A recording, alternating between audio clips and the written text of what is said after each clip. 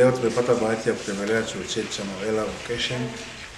Tumejionea mazingira ya chuo chetu, tumezunguka katika miradi mbalimbali ya chuo, tumezungumza na management ikiwemo bodi ya chuo na baadhi ya wafanyakazi. Tumechukua changamoto zao nyingi ambazo wamezieleza, ambao tumeweza kuzitatua kwa haraka, tumezitatua, na zile nyingine ambazo zinahitaji upembuzi yakinifu tumezikabidhi kwa bodi. Lakini katika ziara yangu ambayo nimeifanya leo nikiambatana na mtendaji wangu wa kata pamoja na Mheshimiwa Doreen wa viti maalum, tumeona kuna matatizo mengi katika chuo chetu.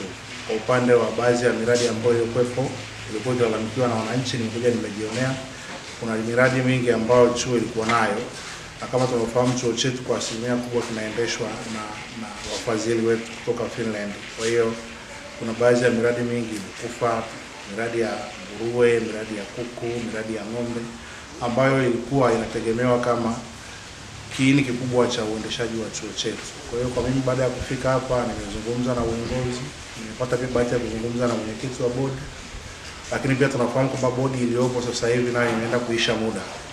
Tunakwenda kupeleka sasa mapendekezo kwa vijiji kwenda kuchagua bodi nyingine. Lakini kwa ziara hii mimi sijaridhika, kwa sababu nilitegemea nikute miradi ambayo imeanzishwa na wenzetu ambao wametusaidia tukute imeendelea na kuwa mikubwa, lakini nimekuta miradi mingi iko dhaifu na mingine imekufa kabisa. Kwa hiyo tuko katika hatua kuangalia sasa namna gani nzuri ya kupata uongozi mpya wa kuweza kuendesha chuo chetu ili kiweze kusimamia miradi mingine pamoja na miradi ambayo tunaenda kuianzisha kwa maslahi ya watu wa Kusini.